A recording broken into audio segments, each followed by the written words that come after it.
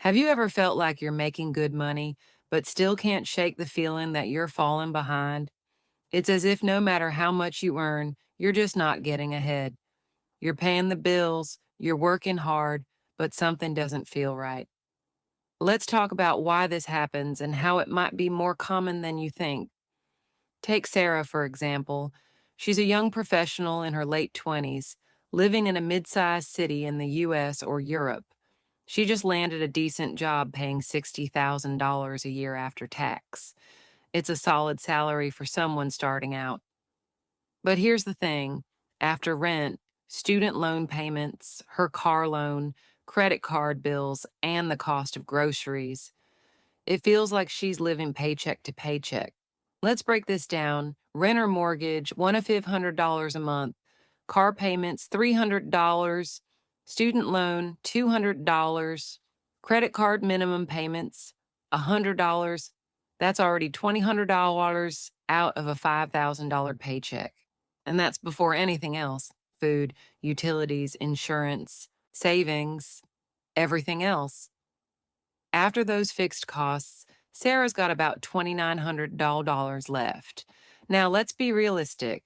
That's not a lot for someone living in a city.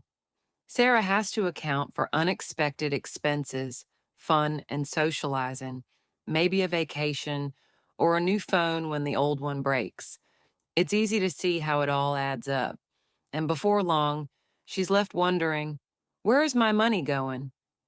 Here's where the hidden financial mistake often lies. It's not about the amount of money you make, it's about how you manage it. While Sarah is juggling these payments, many people overlook something important: lifestyle creep. You make more, but you spend more, even when you don't need to. That car loan, those subscription services you don't use, or that dinner out with friends you put on a credit card. The more you earn, the more pressure there is to keep up with everyone else.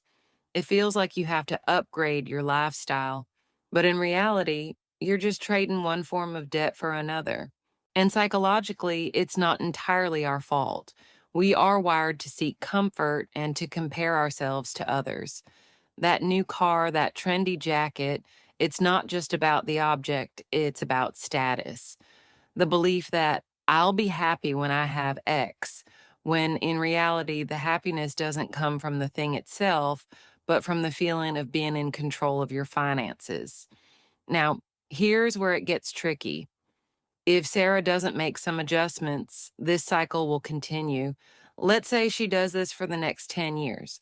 That $300 car loan at an interest rate of 5% will cost her an extra $1,000 in interest over the next 5 years. Add to that the $50 a month on credit card payments and the student loan payments that won't go away for years. In 10 years, those small justifiable expenses add up to tens of thousands of dollars. Now, the mistake, not realizing the importance of allocating money for savings, not just for retirement, but for the little things that can prevent financial stress. But here's the shift. Financially intelligent people don't just save what's left after spending. They prioritize what matters first: savings, investments, and then allocate for necessary expenses. They understand that they can't rely on leftover money because, in the end, there is no leftover money. And yes, they also resist the pressure to buy the latest gadgets or upgrade their car just because they can. It's about controlling what you can control. So, how do you prevent falling into the trap? Start by focusing on the big picture. Know your fixed costs and leave room for growth. Make sure you're paying yourself first, saving for tomorrow, before you splurge today. Financial freedom isn't about how much you make, it's about how much you keep and how wisely you use it.